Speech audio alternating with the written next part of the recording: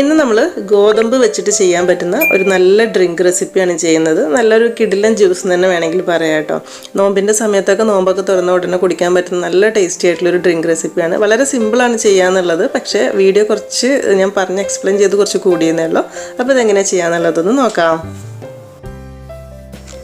അപ്പോൾ ആദ്യം നമുക്ക് ഇതിലേക്ക് 1 കപ്പ് ഗോതമ്പാണ് വേണ്ടത്. അലിസക്കൊക്കെ എടുക്കുന്ന ഗോതമ്പ് ഉണ്ടല്ലോ, ഇതുപോലെ തൊലിയൊക്കെ കളഞ്ഞ് കുത്തി വരുന്ന ഗോതമ്പ്, അതാണ് എടുത്തിട്ടുള്ളത്. നുറുക്ക് ഗോതമ്പ് ഉണ്ടെങ്കിൽ അതായിരിക്കും കുറച്ചുകൂടെ നല്ലത്, അതുണ്ടെങ്കിൽ എടുക്കുക. എന്നിട്ട് ഇതൊരു 3-4 മണിക്കൂർ വെള്ളത്തിൽ കുതിർത്തെടുത്തതാണ് കേട്ടോ. അങ്ങനെ കുതിർത്തെടുത്തതിന് ശേഷം അരച്ചെടുക്കാൻ വേണ്ടിയിട്ടാണിത്. അപ്പോൾ അതുകൊണ്ട് തന്നെ അത്യാവശ്യം നന്നായിട്ട് കുതിർന്നോട്ടെ. നുറുക്ക് ഗോതമ്പൊക്കെ ആണെങ്കിൽ ഒരു 2-3 മണിക്കൂർ കൊണ്ടൊക്കെ പെട്ടെന്ന് കുതിർന്നോളും. ഇതെന്ന് പറയുമ്പോൾ ഒരു 4-5 മണിക്കൂറൊക്കെ നന്നായിട്ട് കുതിർന്നാൽ നല്ല അരച്ച് അതിൻ്റെ പാലെടുക്കാനായിട്ട് പറ്റുള്ളൂ. അങ്ങനെ ഒരു 5-6 മണിക്കൂറൊക്കെ കുതിർത്ത് കഴുകി വൃത്തിയാക്കി എടുത്തിട്ടുള്ള ഈ ഗോതമ്പ് നമുക്ക് മിക്സിയുടെ ജാറിലേക്ക് ഇട്ട് കൊടുക്കുക. 1 കപ്പ് ആയതുകൊണ്ട് ഒന്നിച്ച് തന്നെ അരിഞ്ഞ് കിട്ടിക്കോളും. എന്നിട്ട് ഇത് നന്നായിട്ടൊന്ന് അരച്ചെടുക്കണം. അരച്ചെടുക്കുന്ന സമയത്ത് കുറച്ച് വെള്ളവും കൂടെ ഒഴിക്കുക. ആദ്യം തന്നെ ഒരുപാട് വെള്ളം ഒഴിക്കേണ്ട, ഒരു 1/2 to 1/4 കപ്പിൻ്റെ അടുത്ത് വെള്ളം ഒഴിച്ചിട്ട് നന്നായിട്ട് അരച്ചെടുക്കുക. എന്നിട്ട് വേണമെന്നുണ്ടെങ്കിൽ ബാക്കി വെള്ളം കൂടെ ഒഴിക്കുക കേട്ടോ. ഇതുപോലെ അരച്ചെടുത്തിട്ടുള്ള ഗോതമ്പ് ഒരു അരിപ്പയിലൂടെ ഒന്ന് അരിച്ചെടുക്കണം. ഒരു നല്ല കോട്ടൻ്റെ തുണി ഉണ്ടെങ്കിൽ അതിൽ വെച്ച് അരിക്കുകയാണെങ്കിൽ ഏറ്റവും നന്നായിരിക്കും. അല്ലെങ്കിൽ ചെറിയ അധികം ഇതില്ലാത്ത അരിപ്പ എടുക്കുകയാണെങ്കിൽ അതായിരിക്കും നല്ലത്. അതായത് ഇതിൻ്റെ ഉമി ഒരുപാട് ഉണ്ടാവാൻ പാടില്ല. നമ്മൾ കാച്ചിയെടുക്കുന്ന സമയത്ത്, ജ്യൂസ് ആക്കുന്ന സമയത്തൊക്കെ അതൊരു ബുദ്ധിമുട്ടായിരിക്കും. അപ്പോൾ ഇതിങ്ങനെ ആക്കുന്ന സമയത്ത് ബാക്കി കുറച്ചും കൂടെ വെള്ളം ഒഴിക്കുക. അപ്പോൾ മൊത്തം ഒരു 2 കപ്പ് വെള്ളം ഇതിലേക്ക് എടുക്കുക. നമുക്ക് അരയ്ക്കാനും ഇതിലേക്ക് മൊത്തത്തിൽ ഇതങ്ങ് അരിച്ചെടുക്കാൻ വേണ്ടി 2 കപ്പ് വെള്ളം ഒഴിച്ചിട്ട് ഇതുപോലെ നന്നായിട്ട് അതിൻ്റെ പാല് മുഴുവനായിട്ട് എടുക്കണം. അപ്പം ഈ കാര്യം പ്രത്യേകം ശ്രദ്ധിക്കുക. ഇത് കുറച്ച് വലിയ ഹോളിൽ അരിപ്പയാണെന്നുണ്ടെങ്കിൽ ഇതിൻ്റെ പാലെടുത്തതിന് ശേഷം ഒന്നുകൂടെ അരിച്ചെടുക്കണം കേട്ടോ. കാരണം ഉമി നമുക്ക് ഇടയ്ക്ക് ഇങ്ങനെ കടിച്ചു കഴിഞ്ഞാൽ അത്രയ്ക്ക് ടേസ്റ്റ് ഉണ്ടാവില്ല. അപ്പോൾ അങ്ങനെ ഗോതമ്പ് അരച്ച് പാലെടുത്തിട്ടുണ്ട്. ഇനി നമുക്ക് ബാക്കി കാര്യങ്ങളും കൂടെ ചേർത്തിട്ട് ഒന്ന് തിളപ്പിച്ച് കുറുക്കിയെടുത്താൽ മാത്രം മതി. ഇനി ഇത് തിളപ്പിച്ച് കുറുക്കിയെടുക്കാനുള്ള നല്ല ചുവട് കട്ടിയുള്ള ഒരു പാത്രത്തിലേക്ക് ഒഴിച്ചു കൊടുക്കുക. ഈ ഒരു ഗോതമ്പിൻ്റെ ജ്യൂസ് നമ്മൾ എടുത്തത് 2 കപ്പ് അളവിലാണ് ഉണ്ടാവുക. അതിലേക്ക് ഒരു 2 കപ്പ് തേങ്ങാപ്പാലൂടെ ഒഴിച്ചു കൊടുക്കുക. നല്ല കട്ടിയുള്ള പാൽ വേണമെന്നില്ല, അതായത് തേങ്ങയുടെ മൊത്തത്തിലുള്ള പാൽ എടുത്തിട്ട് ഒരു 2 കപ്പ് പാൽ ഒഴിച്ചു കൊടുത്താൽ മതി. അതേ അളവിൽ തന്നെ 2 കപ്പ് പശുവും പാലും ഒഴിച്ചു കൊടുക്കുന്നുണ്ട്. അപ്പോൾ നമ്മൾ 2 കപ്പ് ഗോതമ്പിൻ്റെ പാല്, 2 കപ്പ് തേങ്ങാപ്പാൽ, 2 കപ്പ് പശുവും പാൽ, എത്രയാണോ ഗോതമ്പ് അരച്ചെടുക്കുമ്പോൾ നമുക്ക് എത്ര അളവിലാണോ കിട്ടുന്നത് അതേ അളവിൽ തന്നെ ഇതെടുത്താൽ മതി, തേങ്ങാപ്പാലും പശുവും പാലും. ഇപ്പോൾ തേങ്ങാപ്പാൽ തീരെ ഇല്ല, കിട്ടാൻ ബുദ്ധിമുട്ടാണെന്നുണ്ടെങ്കിൽ മൊത്തത്തിൽ സാധാ പാൽ ചേർത്താലും മതി കേട്ടോ, കുഴപ്പമൊന്നുമില്ല. പക്ഷേ തേങ്ങാപ്പാൽ ഉണ്ടെങ്കിൽ കുറച്ചുകൂടി ടേസ്റ്റ് എന്തായാലും കൂടുതലുണ്ടാകും. പിന്നെ മധുരത്തിന് വേണ്ടിയിട്ട് ഒരു 1/4 കപ്പ് പഞ്ചസാരയാണ് ഇട്ട് കൊടുക്കുന്നത്. മധുരം നോക്കിയിട്ട് ഇട്ട് കൊടുത്താൽ മതി. ഇപ്പോൾ അത്യാവശ്യം കൂടുതൽ അളവിൽ പാലുണ്ടല്ലോ, അതുകൊണ്ടാണ് ഇട്ടിട്ടുള്ളത്. അതിൻ്റെ കൂടെ തന്നെ ഒരു 1/4 ടീസ്പൂൺ ഉപ്പൂടെ ഇട്ട് കൊടുക്കുക. മൊത്തത്തിൽ അവർ മധുരമൊക്കെ ഒന്ന് ബാലൻസ് ആയി കിട്ടാൻ വേണ്ടിയിട്ട്. നല്ലൊരു ഫ്ലേവറിന് വേണ്ടിയിട്ട് പാകത്തിനുള്ള ഏലക്കാപ്പൊടിയും കൂടെ ഇട്ട് കൊടുക്കുക. പിന്നെ ഒരു കാര്യം കേട്ടോ, നമ്മളിപ്പോൾ ഗ്യാസ് കത്തിച്ചിട്ടില്ല. ഇത്രയും കാര്യങ്ങളാണ് ഇതിലേക്ക് ചേർക്കാനുള്ളത്. ഇനി ഇതെല്ലാം കൂടെ ചേർത്തിട്ട് നന്നായിട്ടൊന്ന് മിക്സാക്കി എല്ലാം കൂടെ യോജിച്ച് വന്നതിന് ശേഷം മാത്രം ഗ്യാസ് ഓണാക്കിയാൽ മതി കേട്ടോ. എന്നിട്ട് ഒരു മീഡിയം തീയിലിട്ടിട്ട് നന്നായിട്ടൊന്ന് തിളപ്പിച്ച് കുറുക്കിയെടുത്താൽ മതി. എന്തായാലും ഒരു 10 മിനിറ്റൊക്കെ എന്തായാലും വേണ്ടി വരും, അളവിനനുസരിച്ചിട്ട്. പിന്നെ നമ്മൾ എടുക്കുന്ന പാത്രത്തിനനുസരിച്ചിട്ട്, അതായത് ഇതിൽ ചേർത്തിട്ടുള്ള പാലൊക്കെ തിളയ്ക്കും വേണം, ആ ഒരു ഗോതമ്പ് നന്നായിട്ട് വെന്ത് കിട്ടുകയും വേണം. തീ കൂട്ടി വെച്ചിട്ട് ഇളക്കി കഴിഞ്ഞാൽ പെട്ടെന്ന് കട്ട പിടിക്കുന്ന പോലെ ആയി വരും, പെട്ടെന്ന് കുറുകി വരും, പക്ഷെ വെന്ത രുചി ഉണ്ടാവില്ല. അപ്പോൾ അത് പ്രത്യേകം ഒന്ന് ശ്രദ്ധിക്കണേ. എല്ലാം മിക്സ് ആക്കിയിട്ട് ഇങ്ങനെ ചൂടാക്കാൻ വേണ്ടി തുടങ്ങുന്ന സമയത്ത് ഇത്രയ്ക്കെങ്കിലും ലൂസ് ഉണ്ടാവണം കേട്ടോ. ഒരുപാട് കട്ടിയിൽ നമ്മൾ കുറുക്കാൻ വേണ്ടി നിൽക്കരുത്. അങ്ങനെ ആവുന്ന സമയത്ത് പെട്ടെന്ന് കുറുകി വരികയും ചെയ്യും, ഒന്നും വെന്തിട്ടും ഉണ്ടാവില്ല.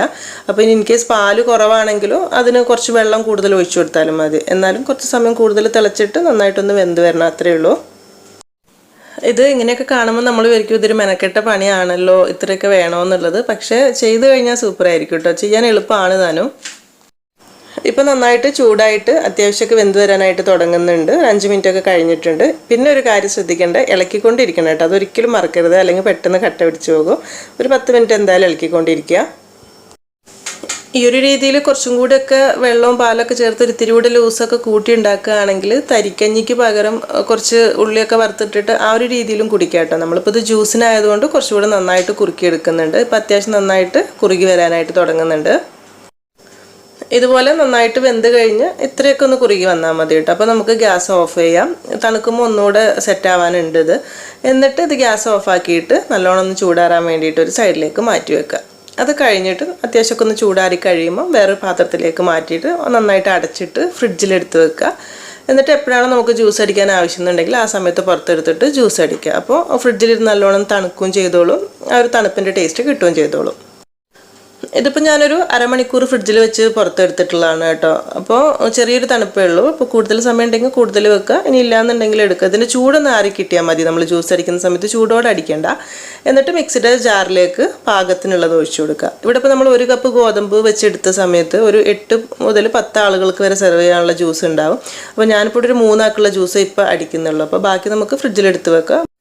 ഇത് നമ്മൾ ജ്യൂസ് ആക്കുന്ന സമയത്ത് ഒരുപാട് കട്ടി വേണ്ട, കുറച്ച് കട്ടി കുറഞ്ഞ് കുടിക്കുമ്പോൾ തന്നെയാണ് ടേസ്റ്റ്. അപ്പോൾ അതിന് പാകത്തിനുള്ള പാലോ അല്ലെങ്കിൽ വെള്ളമോ എന്താണെന്ന് വെച്ചാൽ ഒഴിച്ചു കൊടുക്കുക.